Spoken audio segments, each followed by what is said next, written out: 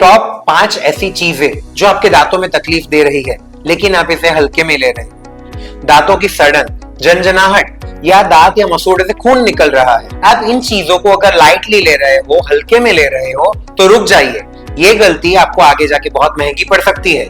Hello friends, मेरा नाम doctor Pranay Thakkar है। मैं डेंटल सर्जन हूँ और 2012 से सूरत में प्रैक्टिस कर रहा हूँ। आज हम इन 5 चीजों के बारे में जानेंगे जो 5 ऐसी तकलीफें हैं जो अगर आप हल्के में लेंगे तो बहुत बड़ी मुसीबत में पड़ सकते हैं। पहला है दांतों में गड्ढा होना। अगर दांत में सड़न हो गई है, गड्ढा हो गया है तो इससे कैसे बचा जाए, और अगर हो गया है तो इसका सोल्यूशन क्या है, उसके बारे में हम आज जानेंगे। खाने में शुगरी कंटेंट ज्यादा खाने से या तो बाहर के फास्ट फूड, मिठाइयाँ और चॉकलेट ज्यादा खाने से आपके दांतों पे शुगर का एक कोट बनता है और मुंह के बैक्टीरिया उसके ऊपर जाके चिपकते हैं और सड़न क्रिएट करते हैं। तो हो सके उतना प्रोसेस्ड फूड या चॉकलेट्स या मिठाइयाँ कम कर दीजिए। अगर आप खा ही रहे हो तो तुरंत ब्रश या कुल्ला करने की आदत रखिए। इससे बचने के सिर्फ 2 ही उपाय है, एक अच्छे से ब्रश करिए, अच्छे से कुल्ला करिए। अगर इसके बावजूद आपके दांतों में सड़न हो गई है तो आप डेंटिस्ट को कंसल्ट करिए। अगर थोड़ी सी सड़न होगी तो सीमेंट भर के बचा जा सकता है। अगर ज्यादा डीप चली गई होगी तो रूट कैनाल भी करनी पड़ सकती है। तो आज ही जागिए और हो सके उतना जल्दी इसके ऊपर आगे बढ़िए। दूसरी तकलीफ है दांत और मसूड़ों से खून निकलना। अगर आपके दांत या मसूड़ों से खून निकलता है तो इसे बिल्कुल भी लाइटली नहीं लेना है। ये बहुत बड़ी तकलीफ का संकेत है। आप घर पे एक सॉफ्ट ब्रिस्टल वाला, मतलब एकदम सॉफ्ट पॉइंट वाला ब्रश यूज करिए अपने ब्रशिंग के लिए। माउथ वॉश से कुल्ला करने से पे फोकस ज्यादा रखिए। नमक वाले गुनगुने पानी से कुल्ला कर सकते हैं। इन चीजों से आप घर पे ट्राई करिए कि वो खून रुक जाए। लेकिन फिर भी अगर तकलीफ ज्यादा है तो एक बार डेंटिस्ट से कंसल्ट करके आपके दांत और मसूड़ों का अच्छे से क्लीन अप करवा लीजिए। इससे वो खून निकलना तुरंत ही रुक जाएगा। तीसरी तकलीफ है झंझनाहट होना। अगर आप आइसक्रीम खाने से या चाय पीने से आपके दांतों में ठंडे या गर्म की झंझनाहट लगती है तो ये प्रॉब्लम से आप हो सके उतना जल्दी छुटकारा लीजिए। अब इससे बचा कैसे जाए? या तो आप आइसक्रीम और चाय लेना ही कम कर दीजिए, लेकिन फिर भी आपका चलो बहुत मन है, आपको लेना ही है, तो सबसे पहला है एंटी सेंसिटिव टूथपेस्ट।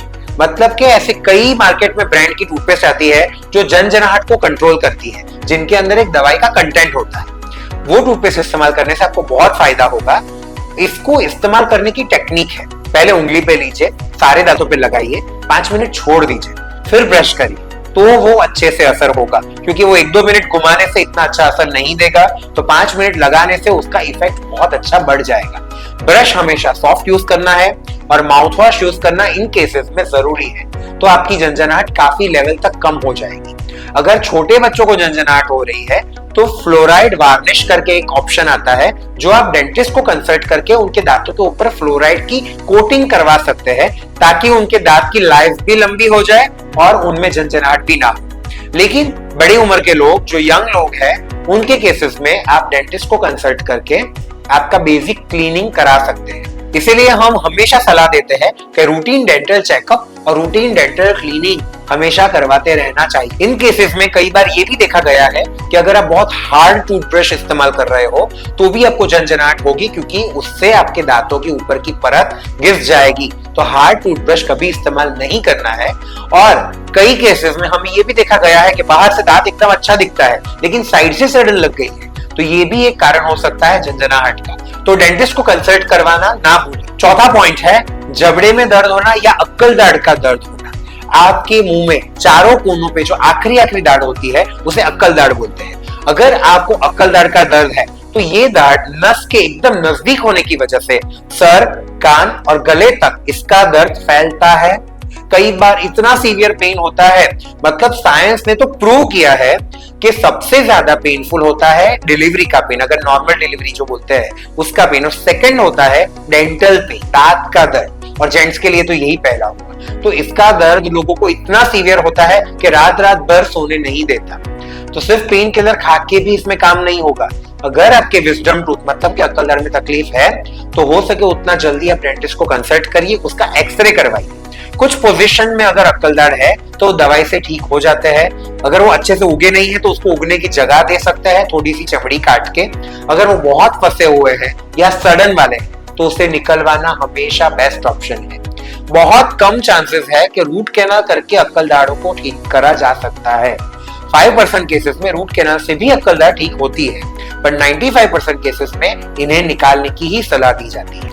पांचवा है दांत पीले हो जाना या तो मुंह से बदबू आना। ये दोनों चीजें लिंक्ड है। दांत पीले कब होते हैं और सांसों में बदबू कब आती है?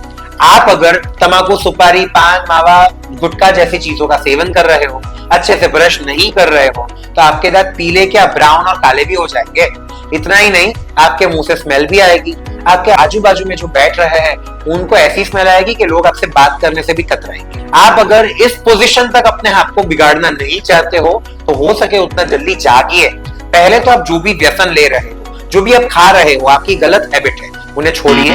मुंह से बदबू आने का एक कारण होता है कई बार जबान अच्छे से साफ नहीं करते। कई लोग मैंने देखा है पेशेंट सिर्फ दांत साफ कर लेते हैं, ब्रश कर लेते हैं, कुल्ला भी करते हैं, पर जबान साफ नहीं करते। तो टंग क्लीनर का प्रॉपर यूज करके आप जबान साफ करिए, ये भी बहुत ज्यादा महत्वपूर्ण है। और इसके बारे में अगर आपको और कोई जानकारी चाहिए या आप और कोई प्रश्न पूछना चाहते हैं तो नीचे कमेंट बॉक्स में जरूर से आप मुझे प्रश्न पूछ सकते हैं। मैं हो सके उतना जल्दी उन्हें रिप्लाई करने की कोशिश करूंगा। Thank you.